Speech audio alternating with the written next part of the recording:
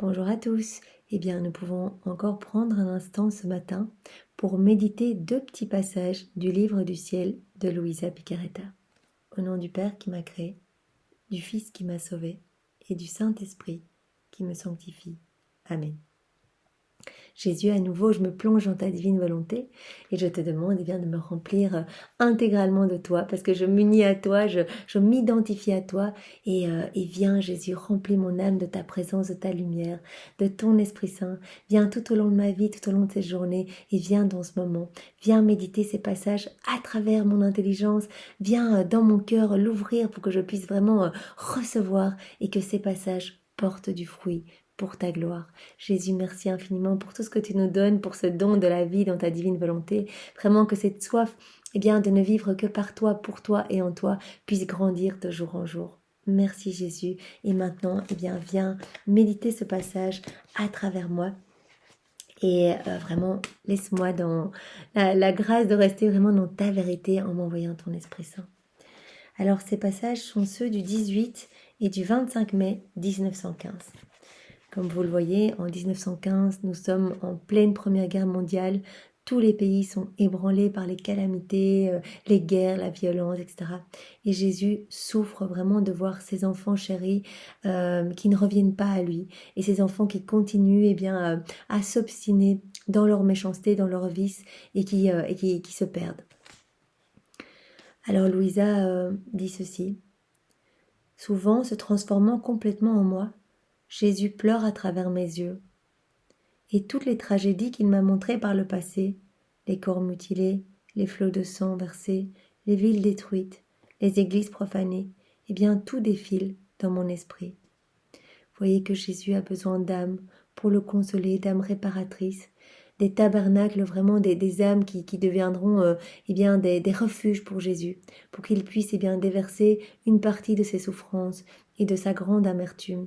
Il vient à travers les yeux de Louisa partager ses larmes, il vient dans le cœur de Louisa partager ses souffrances. Mon pauvre cœur se tord de douleur en écrivant cela. Je ressens mon corps, mon cœur tordu par la souffrance, ou bien froid comme de la glace. Pendant que je souffre ainsi, j'entends la voix de Jésus me dire « Comme j'ai de la peine, comme j'ai de la peine », et il éclate en sanglots. Mais qui peut tout dire?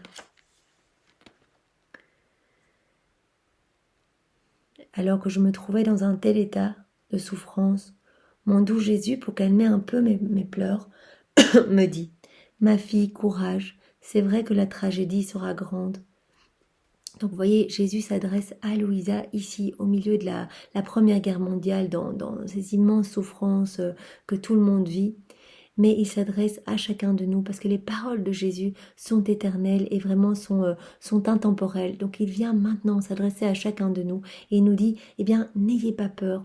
En cette période où le mal prend le dessus, où vraiment les forces du mal avancent de plus en plus, où les familles sont détruites, il y a de plus en plus de divorces, de violences conjugales, de violences, homicides, vengeance, haine, dépression, burn-out. Voilà, où c'est un moment où la volonté propre est vraiment à son apogée, où les hommes n'ont plus foi en la miséricorde de Jésus, où les hommes se perdent, et Jésus voit tous les hommes qui ne profitent pas de ses présents, alors que lui veut tout donner et veut que ses enfants soient heureux, il veut leur donner la joie et le bonheur.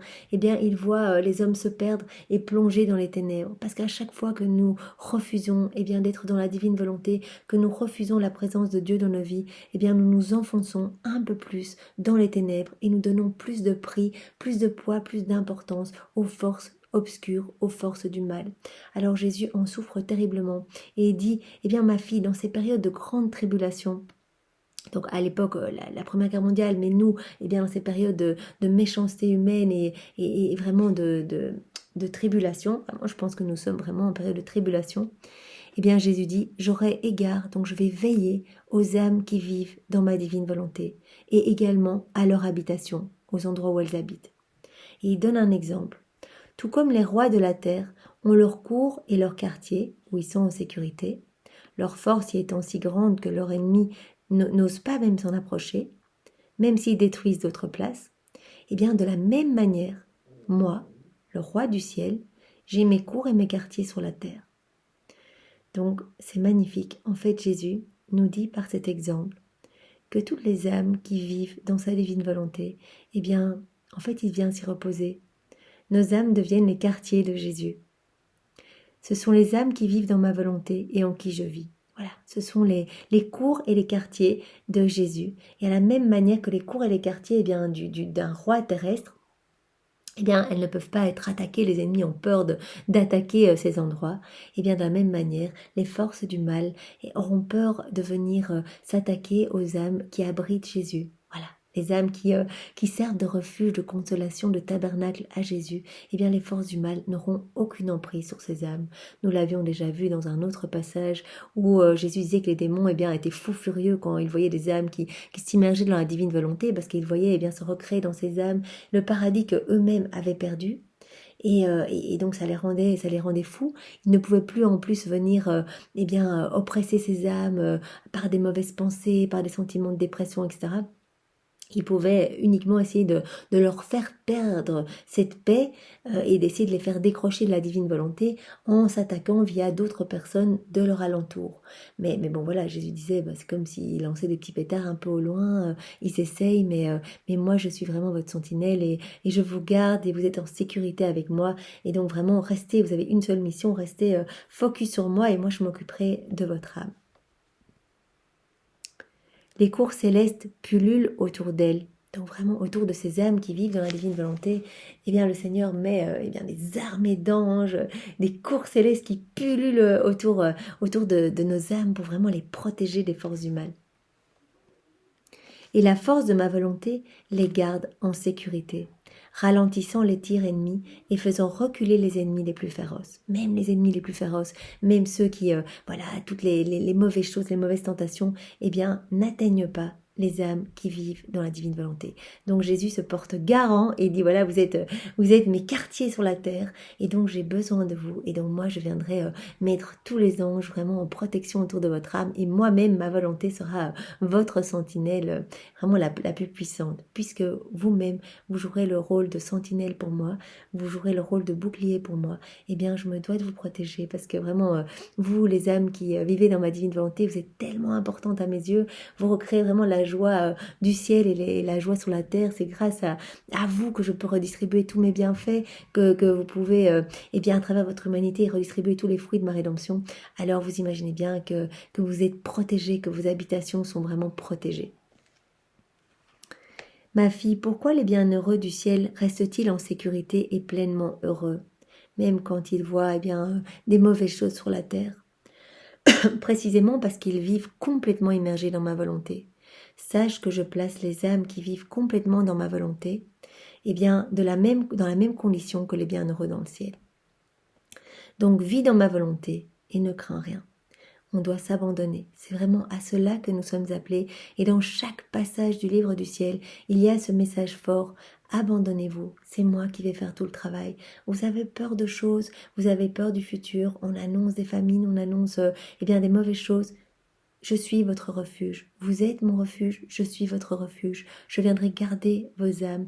Ne vous inquiétez pas, votre âme m'est précieuse et vraiment je vous défendrai. Puisque vous m'êtes complètement consacré et que vous êtes offert à moi, je ferai tout pour vous tenir écarté et vraiment protéger des forces du mal.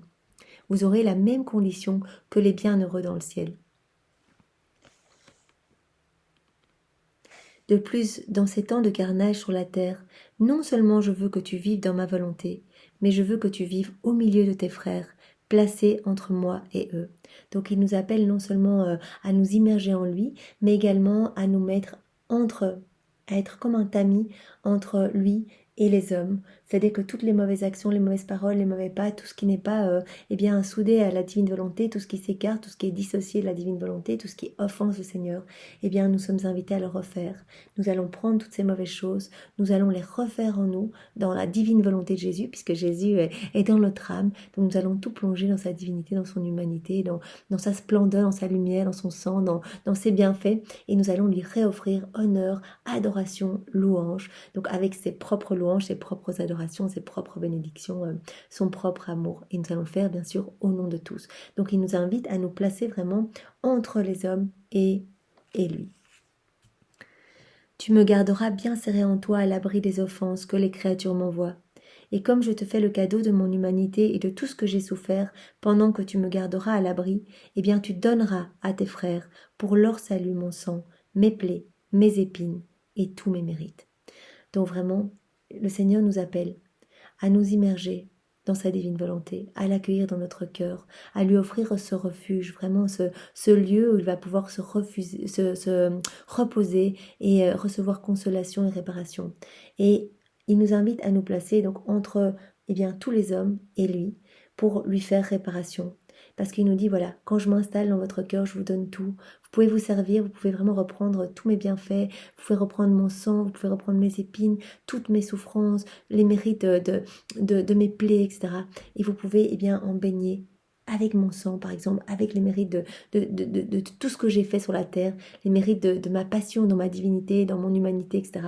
Vous pouvez refaire la vie de vos frères et sœurs. Vous pouvez porter par exemple mon sang dans toutes les âmes, laver toutes les âmes de tous vos frères et sœurs. Donc c'est vraiment très important, le Seigneur nous appelle à cette réparation, à être des âmes consolatrices et réparatrices pour lui. Alors je continue avec le petit passage suivant qui est très court et qui traite justement de la dureté de cœur des hommes qui ne veulent pas se convertir malgré les châtiments, malgré cette justice qui s'exerce pour ramener les hommes à leur juste place. Vraiment, Jésus voudrait que dans ses souffrances, les hommes lèvent les yeux vers le ciel et demandent pardon, se mettent à genoux et reviennent à lui. Et au lieu de ça, les hommes deviennent encore plus mauvais, se perdent dans les choses du monde et finalement perdre leurs âmes. Alors voilà, c'est ce qu'il dit à Louisa ici, il en souffre terriblement. Me trouvant dans mon état habituel, donc c'est Louisa qui se trouve dans cette sorte de coma, mon aimable Jésus se montra brièvement et me dit « Ma fille, bien que les châtiments soient grands, les gens ne bougent pas. Ils sont presque indifférents, comme s'ils assistaient à une scène tragique. Pas à des événements réels. Plutôt que de venir tous ensemble pleurer à mes pieds et demander pardon. Ils se contentent de regarder ce qui se passe. Ma fille, comme est grande la perfidie humaine.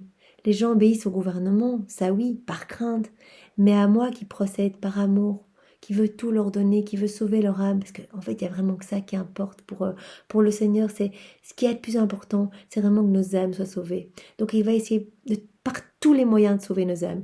Donc d'abord par amour, par le débordement d'amour continu, il se place à côté de nous à chaque seconde de nos vies pour nous dire « Je t'en supplie, unis-toi à moi, je veux tout te donner, je veux vraiment faire de ton âme une merveille, je veux vraiment que tu sois heureux, je veux que au moment de ta mort, tu arrives et que tu sois au banquet des noces, que tu retrouves ta patrie céleste, que tu retrouves ta place de chef-d'œuvre de la création. » Quand il n'arrive pas par amour, à un moment, il y a sa justice qui doit se déverser. Il va essayer par des autres manières de sauver nos âmes. C'est vraiment dans un acte d'amour immense que sa justice se déverse.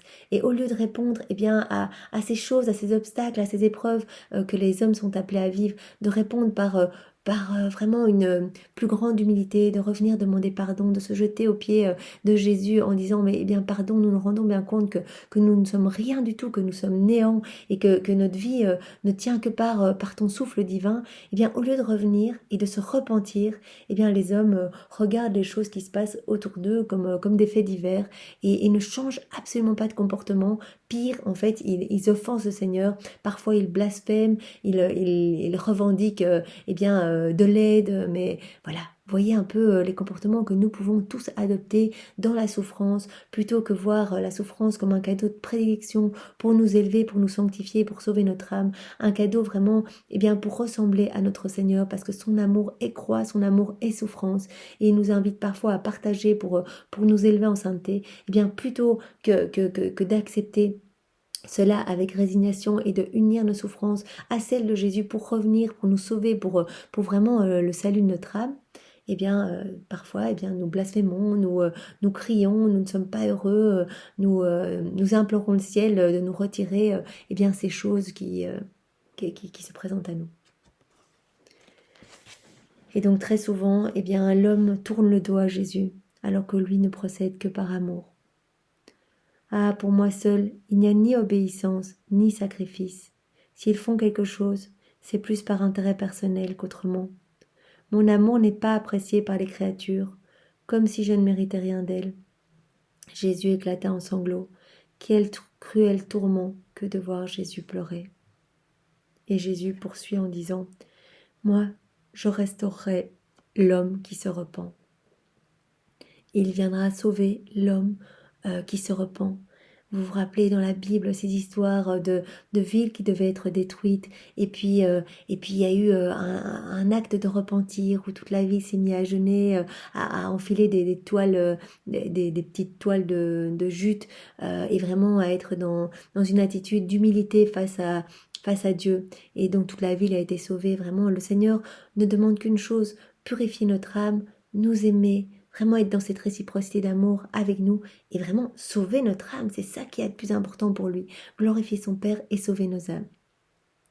Donc voilà, vraiment, nous pouvons te demander pardon, Jésus, pour eh bien, tous ces actes qui t'offensent, Jésus, qui vont à l'encontre de ta volonté, tous ces actes de froideur, tous ces actes d'indifférence, tous ces mauvais comportements, ces mauvaises actions, ces mauvais regards, toutes ces violences, toutes ces guerres.